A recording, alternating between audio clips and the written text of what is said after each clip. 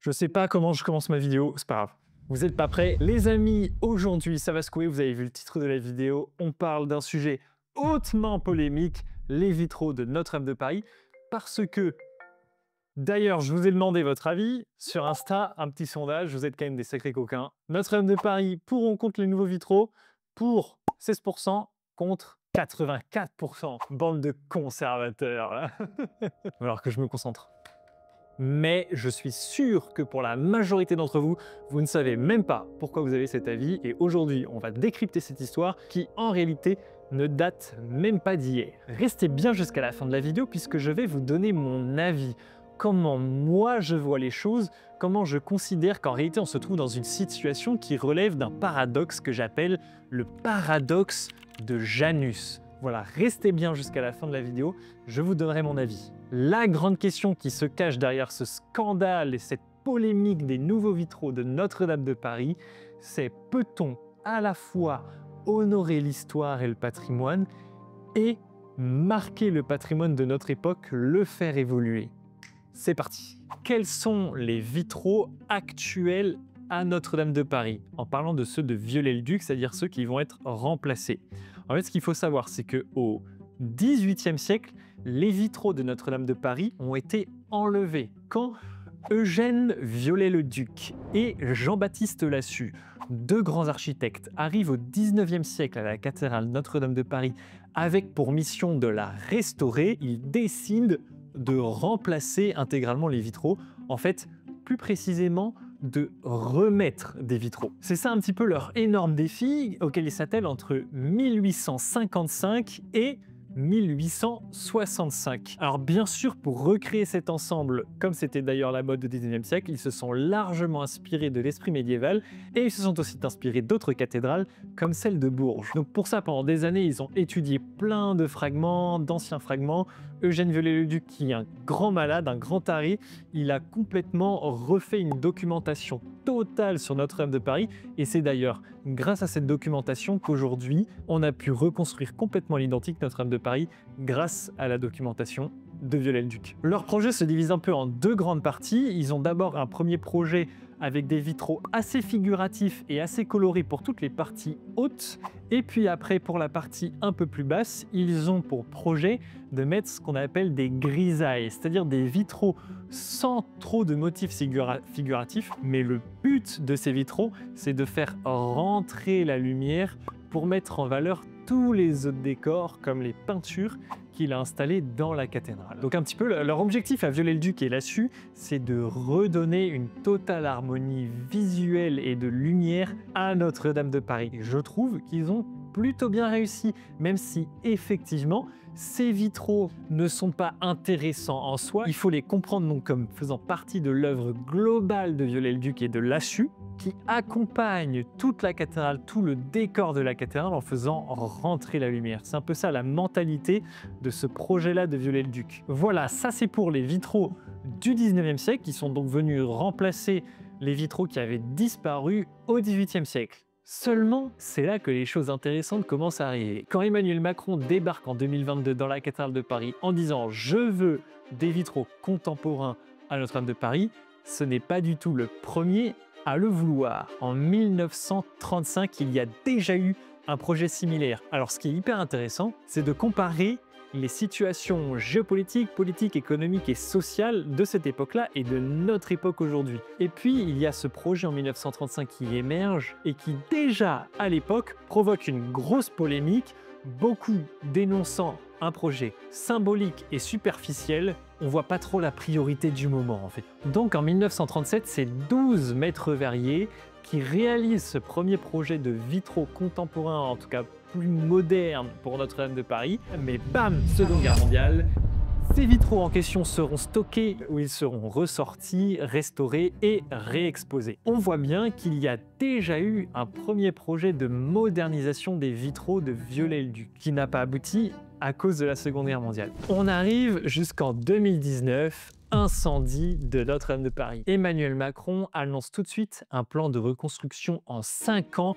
de la cathédrale. En 2020, Monseigneur Aupetit, qui était alors l'archevêque de Paris, du diocèse de Paris, annonce la création d'un bureau d'études pour réfléchir au futur aménagement intérieur de la cathédrale. Du coup, ils en ont profité pour tout repenser et à l'occasion du lancement de ce groupe d'études, Monseigneur Aupetit annonce sa volonté de remplacer une partie de ces grisailles de Viollet-le-Duc par des vitraux plus contemporains. Seulement, la ministre de la Culture à l'époque, c'est Roselyne Bachelot. Le ministère s'oppose immédiatement au projet. L'État aussi est compétent sur l'aménagement intérieur. Nous considérons que ce projet est contraire à la charte de Venise.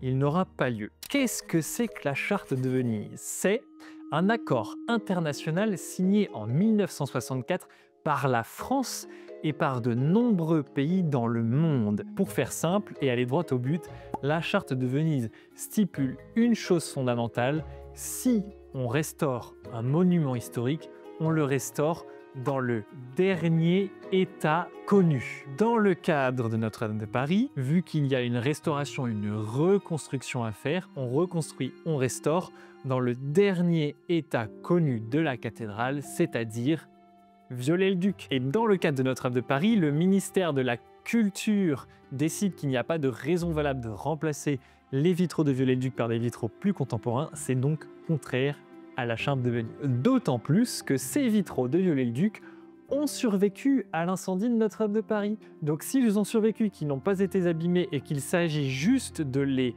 laver, restaurer, il n'y a aucune raison de les remplacer par des vitraux contemporains. Donc, en 2020, le projet point mort. Seulement, c'est la dissolution du gouvernement, changement de Premier ministre, Roselyne Bachelot quitte le gouvernement, Rachida Dati arrive au ministère de la Culture, Monseigneur Aupetit doit abandonner sa charge d'archevêque de Notre-Dame de Paris, Monseigneur Ulrich vient le remplacer. 2023, visite du chantier de Notre-Dame de Paris par Emmanuel Macron. J'annonce qu'on va lancer un nouveau projet de vitraux pour Notre-Dame de Paris. Quoi? Monseigneur Ulrich, le nouvel archevêque de Paris, appuie cette annonce, soutient cette annonce et dit en effet, avec le président de la République, nous avons l'intention de remplacer une partie des grisailles de Viollet-le-Duc par des vitraux contemporains. De la part de l'archevêque, c'est pas surprenant. C'est un petit peu plus surprenant de la part d'Emmanuel Macron, qui vient dire 3 ans plus tard le contraire de ce qu'a dit sa ministre de la Culture avant. Résultat, gros mouvement de contestation et d'opposition dans le milieu du patrimoine, de la culture et des médias. Personne ne comprend l'annonce. À peine quelques jours plus tard, le célèbre site dédié à la culture, la Tribune de l'Art, lance une pétition pour aller contre cette proposition. Cette pétition récolte plus de 230 000 signatures. Pour une pétition dans le monde de la culture et du patrimoine, c'est énorme, c'est énorme. Ensuite, la Commission nationale du patrimoine et de l'architecture, le CNPA, composé d'experts du patrimoine de toute la France, s'oppose à l'unanimité à ce projet. L'Académie des Beaux-Arts, aussi une grosse institution dans notre pays par rapport au patrimoine et à la culture, publie un communiqué quelques mois plus tard pour aussi s'opposer à ce projet. Mais Rachida Dati ne prend pas du tout en considération tous ces avis-là et décide de continuer à mettre en place le projet sur la volonté du diocèse de Paris et d'Emmanuel Macron, président de la République. Quel est le projet tel que voulu par Emmanuel Macron et surtout l'archevêché de Paris, puisque c'est quand même l'archevêché de Paris et Monseigneur Ulrich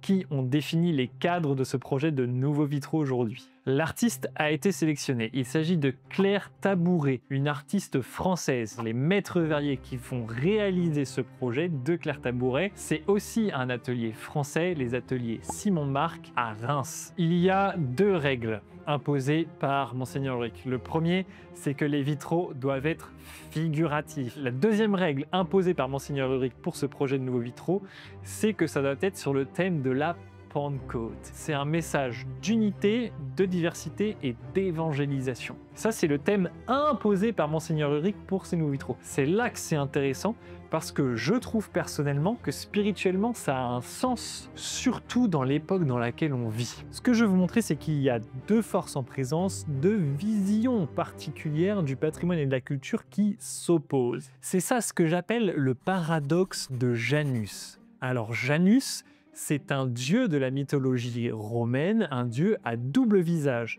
Un visage qui regarde vers le passé et un visage qui regarde vers le futur. En gros, dans ce paradoxe de Janus, nous avons d'un côté, grosso modo, le monde du patrimoine et de la culture, avec plutôt le public, qui sont plutôt en faveur du conservatisme. De l'autre côté, on a une autre force, une autre tension, une autre vision de l'art et de la culture, qui est celle de créer de l'art, créer du beau et faire évoluer le monument et l'édifice avec son époque vers le futur. Voilà ce que j'appelle le paradoxe de Janus. Dans la vision plus conservatrice, l'argument principal qui est invoqué, c'est celui de la charte de Venise. Voilà.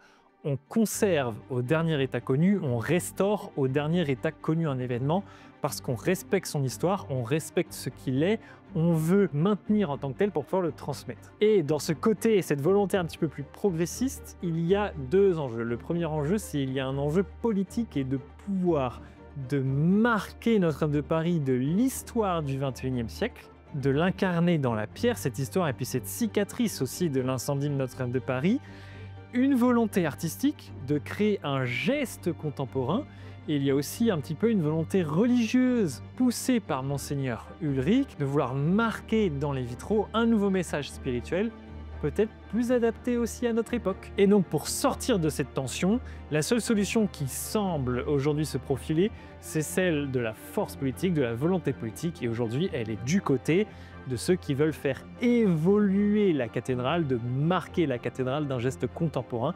c'est-à-dire le diocèse et la présidence de la République. Face à tout ça, quel est mon avis? Comment peut-on se sortir de cette tension, de cette situation? Accrochez-vous bien, c'est là que ça devient intéressant. En fait, pour répondre à cette tension, qu'est-ce que Notre-Dame de Paris? Quelle est sa vocation? À quoi elle nous appelle? Notre-Dame de Paris est un monument qui a toujours évolué à travers le temps. Le projet originel date du XIIe, XIIIe siècle. Il y a eu des évolutions. Le gothique est apparu par-dessus le roman. Le XVIIIe siècle a fait disparaître beaucoup de choses. Ils ont supprimé des vitraux, enlevé le jubé, on a mis des tableaux, on les a enlevés, on les a redécalés, machin, etc. Qu'est-ce qui, sur le principe, nous empêche en soi de faire évoluer le monument? Sachant que c'est un monument qui a toujours évoluer dans le temps. Deuxième question que j'ai envie de vous poser et de nous poser, c'est qu'est-ce qui nous empêche sur le fond, aussi au XXIe siècle, de nous lancer le défi de produire quelque chose de beau, qui respecte ce qui a été fait avant? À mon avis, rien ne nous empêche de le faire, et même je veux dire plus que ça, on doit le faire. Notre-Dame de Paris est une œuvre de civilisation. Ça veut dire que c'est un cadeau transmis par nos ancêtres, des générations d'ancêtres bâtisseurs. C'est une incarnation dans la matière de ce que notre société, notre civilisation peut faire de plus grand et de plus beau. C'est ça, Notre-Dame de Paris. Et quand on réfléchit au sens du mot patrimoine, le patrimoine, qu'est-ce que c'est? L'actualisation continue de ce message de civilisation dans la matière. C'est ça le patrimoine. Et c'est ça que j'aimerais qu'on comprenne ensemble, et c'est ça que j'aimerais que vous reteniez de cette vidéo. C'est que le patrimoine a un sens, le patrimoine a une vocation. Notre-Dame de Paris a une mission, Notre-Dame de Paris a une vocation. Cette mission, cette vocation doit nous pousser aujourd'hui à continuer de s'inscrire dans cette œuvre de civilisation. Voilà, c'est ça qu'il faut aller voir. Rien ne nous empêche d'aller marquer Notre-Dame de Paris, à mon avis, d'un acte de civilisation. Continuer d'incarner dans la matière ce qui fait la grandeur de notre civilisation. C'est ça la mission de Notre-Dame de Paris. La mission de Notre-Dame de Paris, c'est d'accueillir les visiteurs du monde entier. C'est de vous accueillir, vous Français. Vous rentrez dans Notre-Dame de Paris, vous trouvez dans un édifice qui a 800 ans. Qui est en train de vous dire quelque chose qui a évolué. Dans le fond, ce que je cherche à défendre à travers le patrimoine, c'est notre identité, c'est qui nous sommes réellement. Et une civilisation, une identité, elle a besoin d'énergie pour se maintenir dans le temps, Le but, c'est pas d'être simplement dans la préservation ou le but, c'est pas d'être simplement dans la réinvention systématique. Le but, c'est d'être dans l'héritage pour la transmission. Et faire des vitraux contemporains de Notre-Dame de Paris, ça peut faire partie de ces grandes œuvres de civilisation. C'est uniquement comme ça qu'on peut faire vivre véritablement l'âme de Notre-Dame de Paris.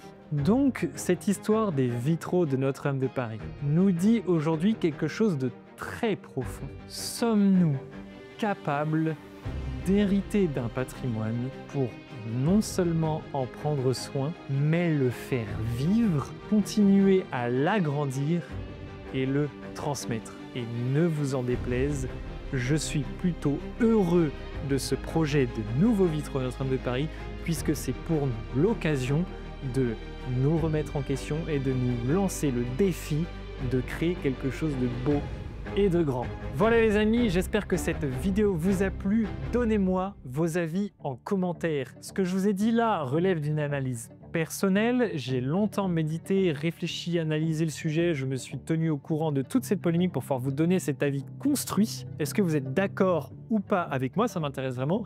Dites-moi en commentaire, partagez cette vidéo autour de vous et puis sachez que cette chaîne YouTube que je lance est encore nouvelle, elle a besoin de votre soutien. N'hésitez pas à faire un don si vous ne l'avez pas déjà fait sur Helloasso pour soutenir la chaîne. Ce genre de vidéo a un certain coût, donc je compte sur vous. Voilà, le premier soutien que vous pouvez me donner, c'est vous abonner à la chaîne, activer la clochette, liker la vidéo, commenter et la partager.